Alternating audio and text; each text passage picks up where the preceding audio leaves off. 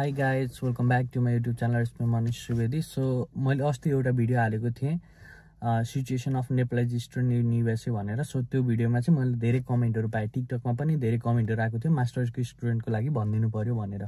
So मैले युट्युबको कमेन्टमा पनि हेरेँ मास्टर स्टुडेन्टको लागि के छ सिचुएसन होइन, घरबाटै तिर्नुपर्ने हो कि मास्टरको ट्युसन फी पनि अलिकति बढी हुन्छ, किनकि अन्डरग्राडमा आउनेहरू त 2 वर्ष कम्युनिटी कलेजहरू गए पनि ट्युसन फी सस्तो हुन्छ होइन।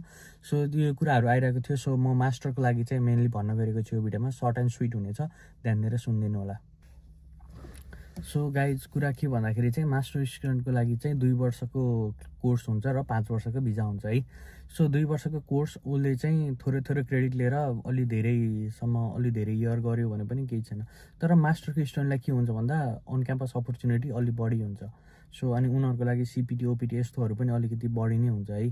सिपिटीहरू पनि पाउन सजिलो हुन्छ, आएको 1 वर्षपछि चाहिँ सिपिटी गर्न मिल्छ। अनि लाइक मास्टर स्टुडेन्टहरूलाई चाहिँ अन क्याम्पसको चाहिँ कतिपय यस्तो ठाउँहरू छ कि लाइक डब्लुएसयू विजेता स्टेट युनिभर्सिटीमा के छ भन्दा नायर भन्ने एउटा अर्गनाइजेसन छ, त्यो ठाउँमा चाहिँ जब पायो भने लाइक त्यसले ट्युसन फी पनि कभर गरिदिन्छ मास्टर स्टुडेन्टको लागि। अनि त्यसपछि उसले पे पनि गर्छ होइन। त्यस्तो पनि हुन्छ आवरली लाइक यतातिर 18, 22 त्यस्तो पनि खाने छन्। सो त्यस्तोहरू हुन्छ कि लाइक फेरि अन्डर ग्राड्सको लागि चाहिँ अलिक कमै छ पे, लाइक 12, 10 त्यस्तो छ। सो के हुन्छ भन्दाखेरि चाहिँ मास्टर स्टुडेन्टले अलि धेरै अपर्च्युनिटी हुन्छ, तर ट्युसन फी हो महँगो हुन्छ होइन। जसले अब अन क्याम्पस पाएको हुँदैन उनीहरूलाई त महँगो नै हुन्छ अफकोर्स होइन। अनि मास्टर स्टुडेन्टको लागि पनि के छ सिचुएसन भन्दा अहिले त अब जसले बाहिर काम गर्न त अहिले एकदमै गाह्रो छ होइन। बाहिर काम गर्न ठुलो सिटीमा त स्टिल रेट केस परिरहेको छ, बाहिर काम गर्न त अहिले एकदमै गाह्रो छ, नगर्नु होला भन्ने मेरो सजेसन है। सो तर म के भन्न चाहन्छु भन्दाखेरि चाहिँ मास्टरको स्टुडेन्टलाई पनि लाइक घरबाट पठाउनु पर्ने चाहिँ होप लिएर आउनु, लाइक पठाउने आश गरेर आउनु, घरमा भनेर आउनु। जो भिजा लिएर आउँदैन हुन्छ उहाँले भन्नु कि लाइक 1 वर्षको त्यो के मेन्टलमा के अरे माइन्डमा के त्यो माइन्ड मेकअप गरेर आउने कि 1 वर्षको ट्युसन फी मेरो घरबाट पे गर्नुहुन्छ भनेर आउने। म वहाँ गएर जाने बित्तिकै पैसा कमाउँछु त्यस्तो गर्छु भन्ने चाहिँ नसोचिकन आउने है।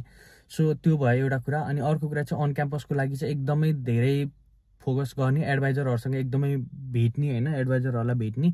सो त्योहरू चाहिँ गर्नु पर्यो। अनि त्यसपछि सबै डिपार्टमेन्टहरूको लागि चाहिँ अलिकति फ्रेङ्कली बोल्ने होइन, धेरै डिपार्टमेन्टहरू हुन्छ युनिभर्सिटीमा, त्यो सबै बुझ्ने, डिपार्टमेन्टहरूकोसँग अलि नजिक हुने, बोल्ने।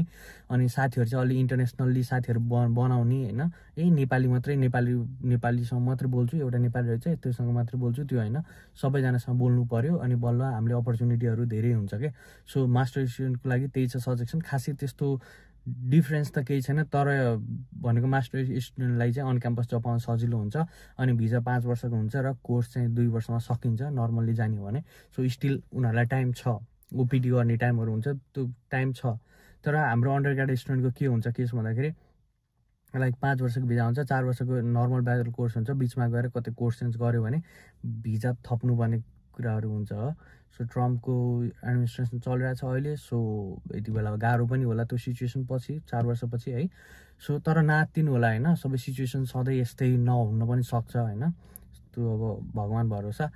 तर आत्तिर पनि हुने केही होइन। सो घरबाट ट्युसन फी चाहिँ पे गर्नु नै पर्छ यस्तो सिचुएसनमा। धेरै बाहिर काम भनेर नजानु होला, पढाइ राम्रो गर्नु होला। सो जोको भिजा लगाएको छ युएसएको लागि all the best guys everyone. So नआत्तिनु होला है, नेपालमा बसेर अहिले त युएसमा राम्रो छैन भने कति पनि होइन, नआत्तिनु, सबै राम्रै छ। सो केही समयको लागि हो। So don't worry guys. Okay, छोटो र मिठो कुरा भन्न गएको थिएँ। Thank you so much guys. Last video एकदमै माया गरिदिनु भएको छ। सो यो भिडियो पनि माया गरिदिनु होला। भिडियो अलिकति इन्फर्मेटिभ भए पनि लाग्यो भने लाइक गरिदिनु होला, साथीहरूमा सेयर गरिदिनु होला है त guys. Thank you, have a good day.